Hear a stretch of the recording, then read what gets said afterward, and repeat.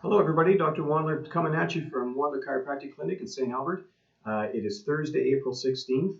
Missing you all. We are still closed except for emergency situations. So if something is coming up where symptoms are really getting to you and it's really interfering with your daily activities, I invite you to call our clinic as normal, 780-460-8030. We are checking our voicemail several times a day, and I will call you back and we will determine if that situation is something that we can get you in for. And as I say, we're missing you all, but we have to abide by the government rules. So I wanted to talk to you a little bit today about something called the piriformis muscle. Well, this is a muscle that I know many of you have heard me talk about in the past, and I want to kind of give a little more clarification on it if I can. The piriformis muscle runs from what's called the sacrum, which is, as we're looking at the back of this spine here, is that triangular bone right there. It runs from the kind of front upper edge of that over to the ball and socket, and the socket of the ball of the femur actually. So on the right side, it's going to run from here to that area. On the left, it's going to run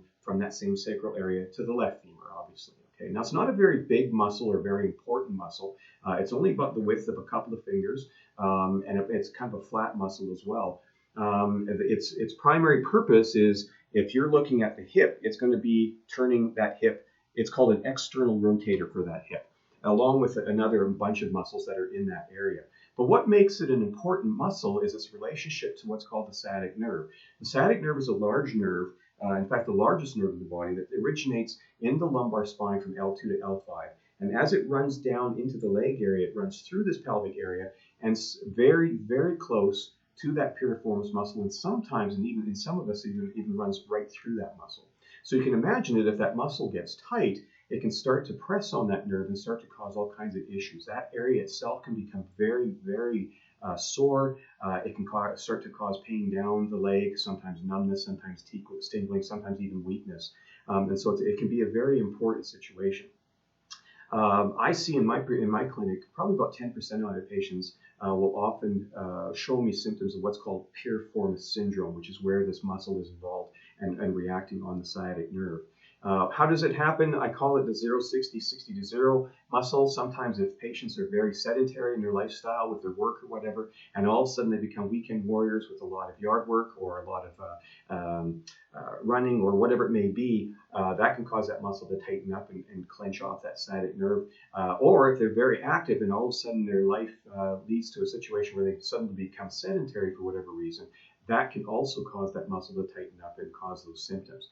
One of the biggest things, of course, and the big thing that we watch out from chiropractors, from a chiropractic point of view, is if the misalignment occurs in the pelvis with the sacroiliac joints, the sacrum then becomes misaligned, the hip itself can become subluxated.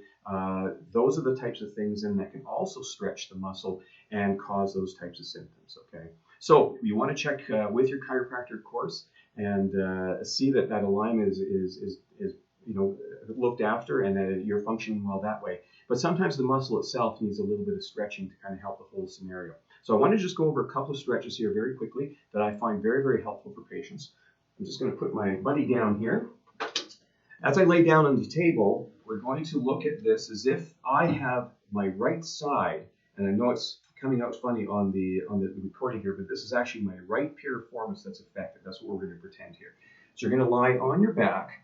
What you're going to do is you're going to bring the opposite knee up.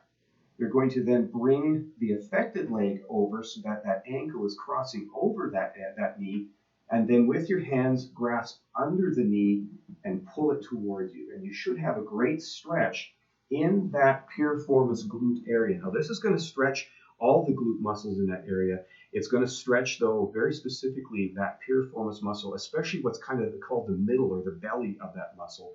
Sometimes what I find with patients is the pain and the stiffness isn't until it's towards more the outside portion of the muscle in the tendon where it inserts into the hip bone, into the femur. So if the first stretch is not really getting it, here's another stretch that you can try that's going to affect more of that outside part of that muscle. Again, you're lying on your back. This time you're going to leave the first leg flat. You're going to bring the affected leg up this time so that the knee is pointing directly up to the ceiling. And then without turning your body, you're going to use your hands and pull it this way. And this is very, very specific for that, what's called the lateral or the outside part of that piriformis muscle. Again, very important that you don't follow with your body, but that the body stays flat on the ground. So you want to hold each of those for 30 seconds. As I always like to say, it's great if you can heat the area first and then stretch, because it does enhance the stretch. All stretching should be slow and smooth, nothing fast, nothing jerky, no pain. You should have a good stretch sensation, but if it's painful, you got to back off, because if there's pain while you're stretching, chances are you're doing more harm than good. So, okay. Just a couple of fun things to finish off on here. I want to mention what special day April 16th is. First of all, kind of an interesting one, National Stress Awareness Day. And it's specifically April 16th in the United States because believe this is, of course, the first work day after income taxes are due. Go figure. This is also National Save the Elephant Day. That's maybe not national, but International Save the Elephant Day. And an interesting one, and I wish I'd known about this one before I actually got into the office today. This is National Wear Your Pajamas Day. I would have worn my pajamas, but I don't have them. So, and finally, I want to announce this week's birthdays. Here's the annoying horn. This week we have birthdays with Henry, Moss, Perry, Caden, Josie, Claire, Eva, James, and our own Patty is celebrating a birthday, and it's a milestone. I'm not going to say which one, but it is an important one, and we wish you all the very best, and especially you, Patty, have a great birthday. All right, take care. Have a wonderful weekend. We'll come at you next week. Stay safe, and hopefully just stay as healthy as you can, and hopefully we're back to normal around here very quickly. Bye-bye.